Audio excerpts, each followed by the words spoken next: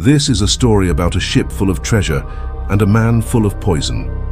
It is one of the most horrifying true stories in all of maritime history. The events that took place are not about survival against the odds. They are about the complete and total collapse of human society into murder, torture, and madness. This is the story of the Batavia.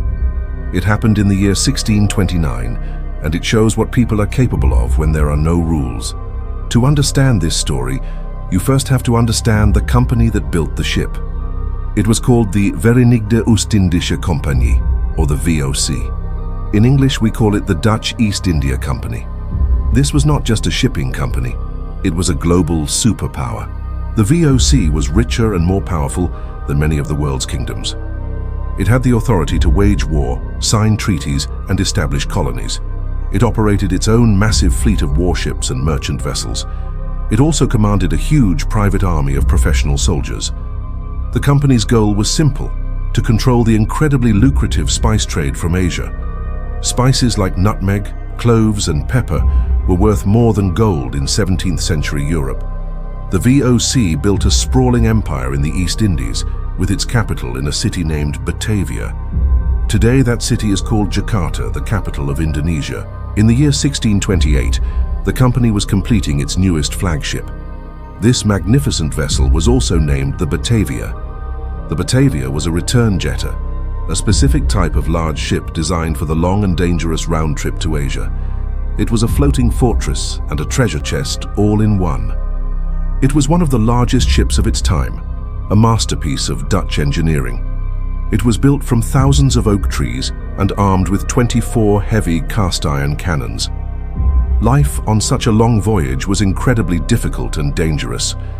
The journey from the Netherlands to the East Indies could take 8 months or even longer. Crews and passengers were crammed into tight, filthy quarters. The stench of unwashed bodies, livestock, and bilge water was constant. The food was monotonous and often rotten. They ate hardtack, a type of biscuit so hard you could break your teeth on it, along with salted beef and pork that was often crawling with maggots. Fresh water was strictly rationed and quickly became foul. Disease was rampant, with scurvy, dysentery, and typhoid fever killing a large percentage of people on every voyage. Storms could shatter the ship's masts or drive it into rocks. And then there was the threat of pirates who preyed on the treasure-laden ships of the VOC. Despite these dangers, thousands of people signed up for the journey. For the sailors and soldiers, it was a job, a chance to earn a wage they couldn't get at home. For the passengers, it was a chance for a new life. They were merchants, officials, craftsmen, and their families, all hoping to find wealth and opportunity in the company's eastern colonies. The Batavia was preparing for its maiden voyage in October of 1628. On board were over 300 souls. This included 140 sailors, a company of over 100 soldiers, and dozens of civilian passengers. Among the passengers were 38 women and children. The ship was also carrying an immense amount of wealth. Below deck, securely locked away, were 12 wooden chests filled with silver coins. The value of this silver was enormous, intended for trade and paying soldiers in Asia. In addition to the coins, the Batavia carried a collection of priceless jewels and artifacts. These were intended as a diplomatic gift for the Mughal Emperor of India. The VOC hoped these gifts would secure favorable trading rights. The man given overall command of this vital mission was Francisco Pelsayert. Pelsayert was a senior merchant, a high-ranking official in the VOC. He was not a professional sailor, but a company administrator. His primary responsibility was the cargo, the trade, and the discipline of everyone on board. Pelsayert was an experienced company man, but he was also known to be somewhat arrogant and rigid. He was a stickler for rules and regulations, the embodiment of the VOC's corporate authority. The man responsible for actually sailing the ship was the skipper, Arjen Jacobs. Jacobs was a master mariner, one of the best sailors in the VOC fleet. He knew the winds and the currents like the back of his hand, but he was also a heavy drinker and had a deep-seated resentment for authority. He and Pelsayert had a history of conflict from a previous voyage. Pelsayert viewed Jacobs as an insubordinate drunk, while Jacobs saw Pelsayert as a pompous bureaucrat who didn't understand the sea. This toxic relationship between the commander and the skipper created a rift at the very top of the ship's command structure. This rift would have fatal consequences for everyone. But the true villain of this story was a man named Geronimus Cornelis. Cornelis held the position of undermerchant, making him Pelsaert's deputy on the commercial side of things. On the surface, he was a perfect candidate for the job. He was educated, articulate, and came from a respectable background as an apothecary or chemist in the Dutch city of Haarlem. But behind his charming exterior, Cornelis harbored a dark and twisted philosophy. He was a follower of a controversial painter named Johannes Torrentius. Torrentius was a libertine who was accused by the church of being a heretic, a devil worshipper, and the leader of a secret society. His paintings were considered scandalous and pornographic. Cornelis had adopted his mentor's beliefs as his own. He believed that God and the devil, good and evil, were meaningless concepts created to control the weak. He thought that true men of intellect and will were above such petty morality. He believed they had the right to do anything they desired to satisfy their own pleasure and ambition. Cornelis had been forced to flee Haarlem in disgrace after his pharmacy went bankrupt. He was also a suspect in the trial of his friend Torrentius, and he left his wife and child behind to escape the law. The Batavia was his escape route. It was his chance to leave his failures behind and find a new world where he could exercise his will without restraint. The Batavia set sail from the port of Texel on October 29, 1628. From the very beginning, the voyage was plagued by tension. Pelsaert and Jacobs clashed constantly. Pelsaert would give an order, and Jacobs would either ignore it or carry it out with open contempt. As they sailed south, Pelsaert fell seriously ill, likely with typhus. He was confined to his cabin for weeks, unable to perform his duties. During this time, skipper Jacobs and his circle of friends essentially ran the ship. They drank heavily from the ship's stores of wine and brandy. They began to harass and intimidate the civilian passengers. Their primary target was a young woman named Lucretia Jans. Lucretia was traveling to Batavia to join her husband, a VOC officer. She was known for her beauty and her respectable demeanor, which seemed to provoke the brutish sailors. One night, while Pelsaert was still sick, Jacobs and a group of his men staged a vicious assault. With their faces blackened with soot to hide their identities, they cornered Lucretia on the deck. They groped her, tore her clothes, and subjected her to a terrifying and humiliating ordeal. It was not a random act of drunken violence, it was a calculated provocation. The attack was designed to insult and challenge the authority of the absent commander Pelsaert. When Pelsaert finally recovered from his illness, he was enraged. He immediately launched an investigation. He knew Jacobs was behind the attack and fully intended to have him arrested, tried and severely punished as soon as they reached a port. Jacobs knew his career was over, and he faced a brutal punishment, possibly even death. He was desperate and afraid. This was the moment Geronimus Cornelis had been waiting for. He saw the conflict between Pelsaert and Jacobs as his golden opportunity. He secretly approached the disgraced skipper with a plan. It was a plan of breathtaking evil and ambition. Cornelis proposed a mutiny. He argued that they should seize the ship, kill Pelsaert and anyone loyal to him, and make off with the treasure. With a ship like the Batavia and its 12 chests of silver, they could become powerful pirates. Or they could sail to a remote corner of the world and establish their own kingdom with themselves as kings. Jacobs, seeing no other way out of his predicament, agreed to the mutinous plot. Cornelis then became the mastermind of the conspiracy. He was a master manipulator, a silver-tongued devil. He began to discreetly recruit other disaffected sailors and soldiers into their plot. He targeted men who were greedy, resentful, or simply prone to violence. He promised them unimaginable wealth, unlimited women, and a life of freedom from the harsh discipline of the VOC. He slowly built a core group of about a dozen conspirators. They planned to execute their mutiny after the ship left its final resupply stop at the Cape of Good Hope in southern Africa. Their plan was to create another incident, perhaps staging a fight, that would force Pelsaert to bring the soldiers on deck. Once the soldiers were assembled, the mutineers, who would be armed and ready, would strike. They would kill Pelsaert, the ship's officers, and any soldiers who resisted. The plan was in place and the mutineers were just waiting for the right moment. But fate, or perhaps the incompetence of skipper Jacobs, intervened.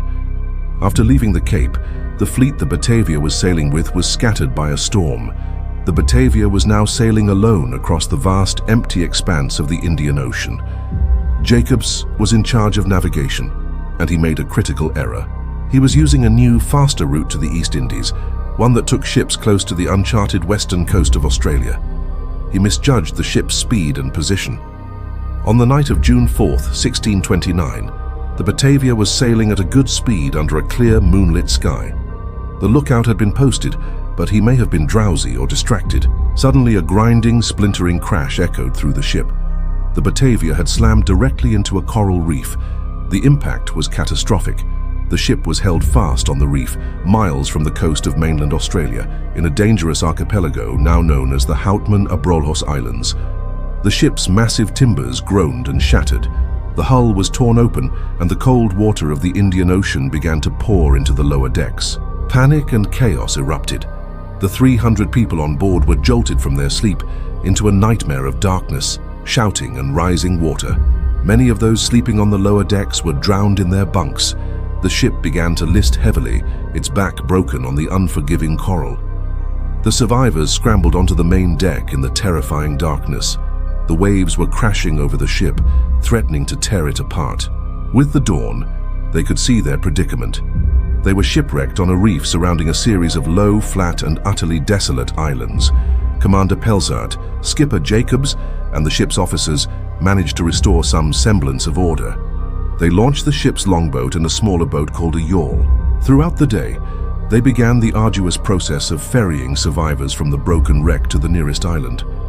It was a slow and dangerous operation. About 180 people, including most of the women and children, were landed on a small, barren strip of land. It was later named Batavia's Graveyard.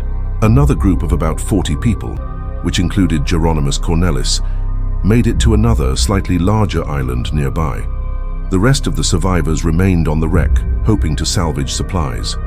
Their situation was desperate. The islands were nothing but coral rubble and sand, with no trees and almost no vegetation. Worst of all, there was no source of fresh water. They had only the small amount of water and food they had managed to bring from the wreck. Pelzart knew that without water, they would all be dead from thirst within a matter of days. He made a fateful and highly controversial decision. He decided to take the longboat, along with skipper Jacobs and about 47 other crewmen and passengers, to search for water. His plan was to explore the other islands and the distant mainland of Australia. If they could not find water, they would attempt an almost suicidal journey. They would try to sail the small open longboat more than 2,000 miles north to the city of Batavia to summon a rescue mission. Pelzart promised the remaining 268 survivors that he would return. He instructed them to wait for him and to try to salvage what they could from the wreck. As the longboat disappeared over the horizon, the castaways were left alone. They were stranded in one of the most remote and inhospitable places on Earth. And among them, on the second island, was Geronimus Cornelis. With Pelzart and the other senior officers gone, Cornelis was now the highest-ranking VOC official left among the survivors. For a man who believed himself to be above good and evil, this was not a disaster. It was the perfect opportunity to create the kingdom he had always dreamed of. Cornelis quickly asserted his authority. He moved from his smaller island to the main island, Batavia's Graveyard, where the majority of the survivors were huddled in misery. He found them leaderless and disorganized.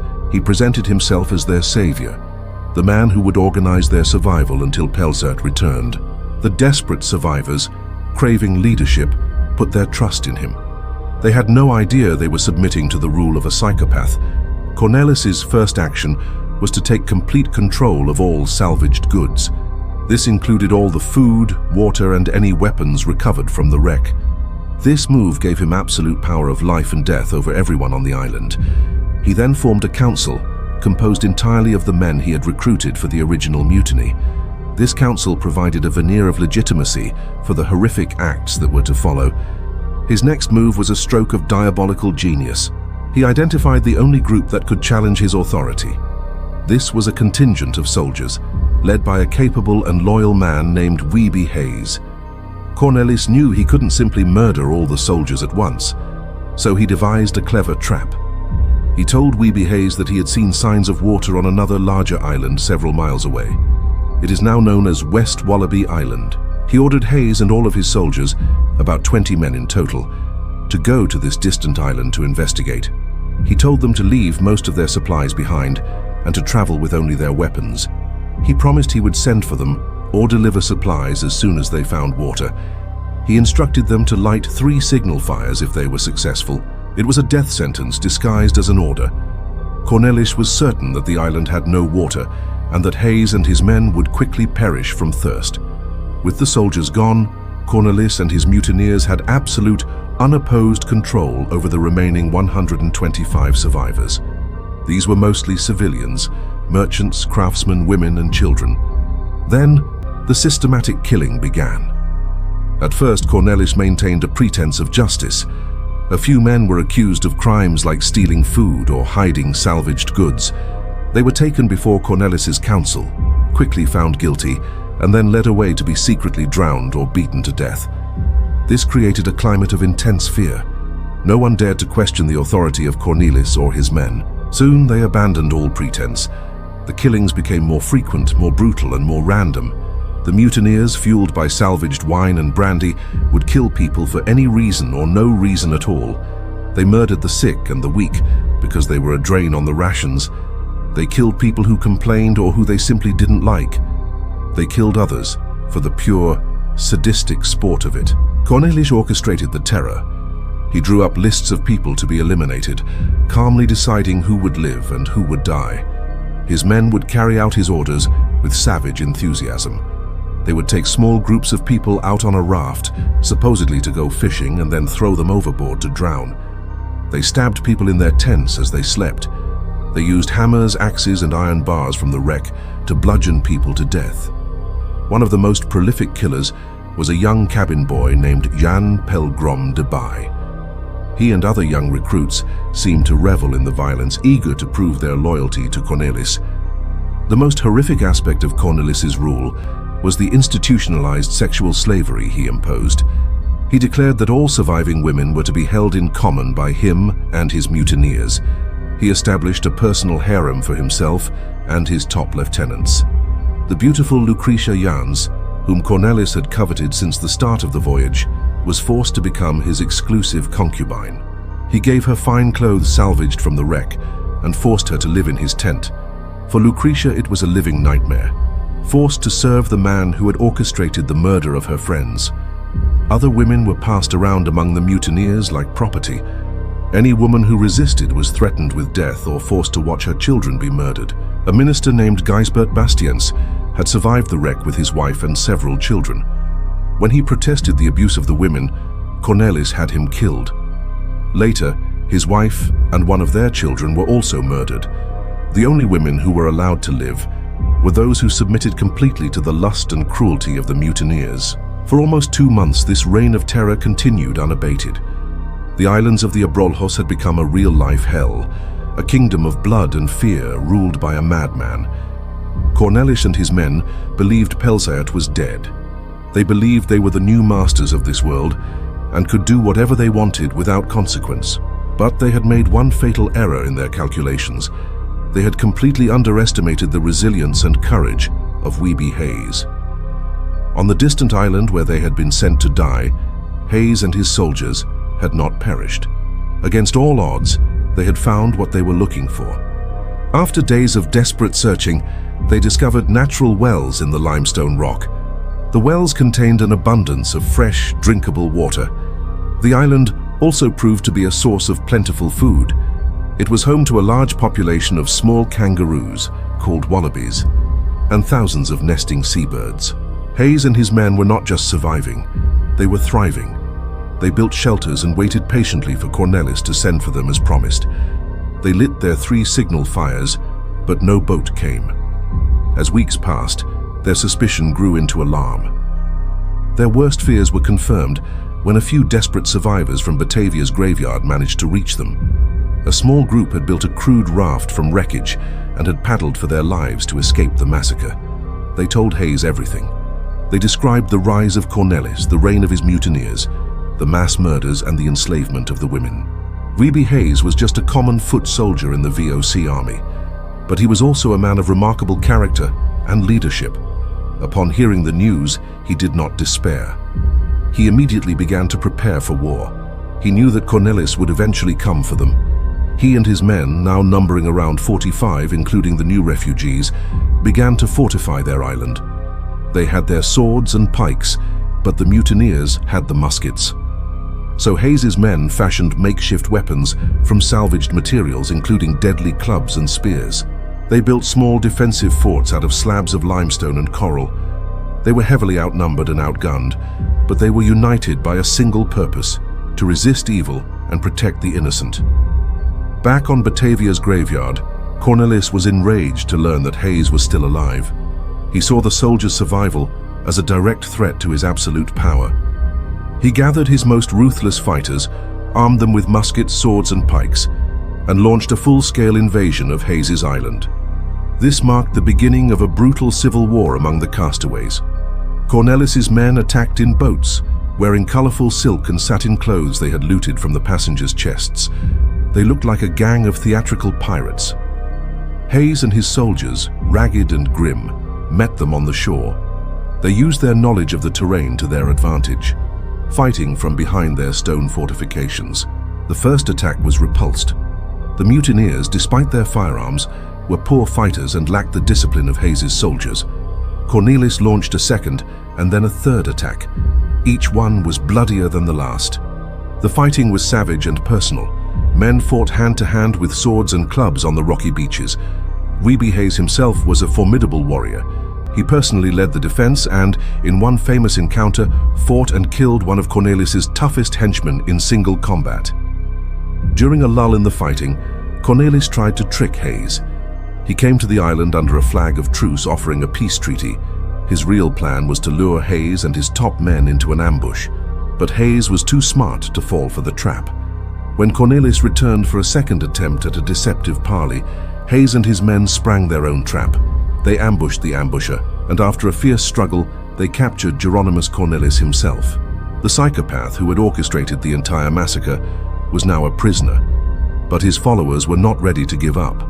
A new leader, a man named Wouter Loos, took command of the remaining mutineers. They planned one final desperate assault to wipe out Hayes's group and free Cornelis.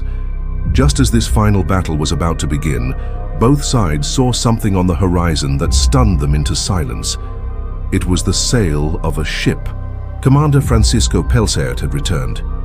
His journey in the longboat had been one of the most remarkable feats of open boat navigation in history. For 33 days, he and his 47 companions had battled storms, starvation, and dehydration. They had miraculously navigated their way to the coast of Java and then to the city of Batavia. The VOC's Governor-General, Jan Cohen, was shocked by Pelsaert's story.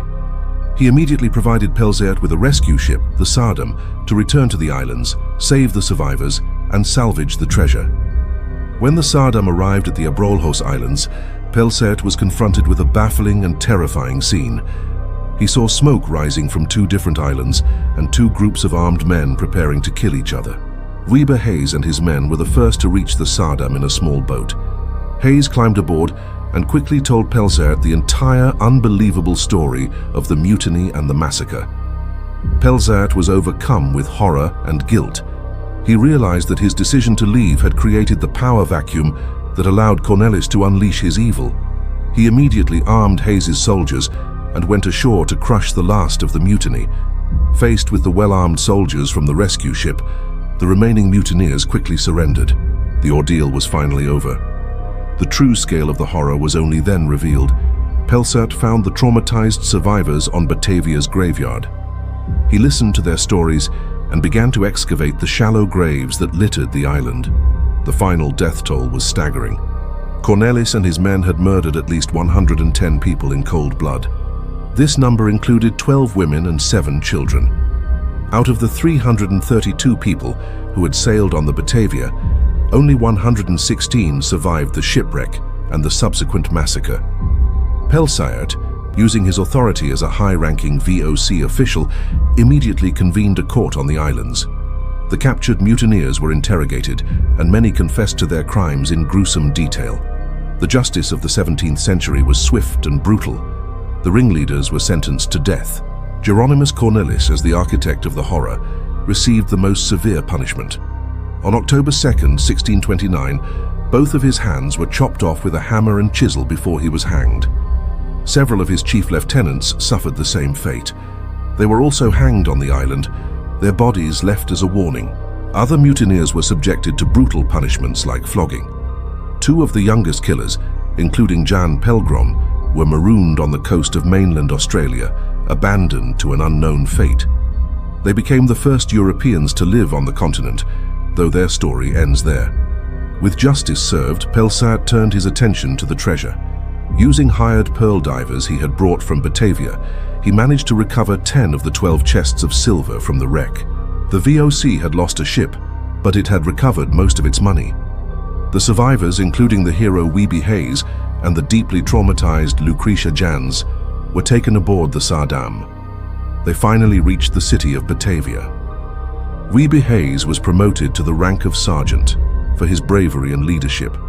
Pelsat, however, was criticized by the VOC for his handling of the situation. He was found to have lacked leadership, and a portion of his wages was confiscated. He died a broken man just a year later. For centuries, the story of the Batavia was a well-known but almost mythical tale of horror. The exact location of the wreck and the islands of the massacre was lost to time. Then, in 1963, the wreckage of the Batavia was rediscovered by a group of Australian divers. This led to one of the most important maritime archaeological projects in history. Divers brought up cannons, anchors, and thousands of artifacts. In the 1990s, archaeologists began excavating the islands themselves. On Batavia's graveyard, they found what they were looking for. They unearthed the skeletons of the mutineers' victims.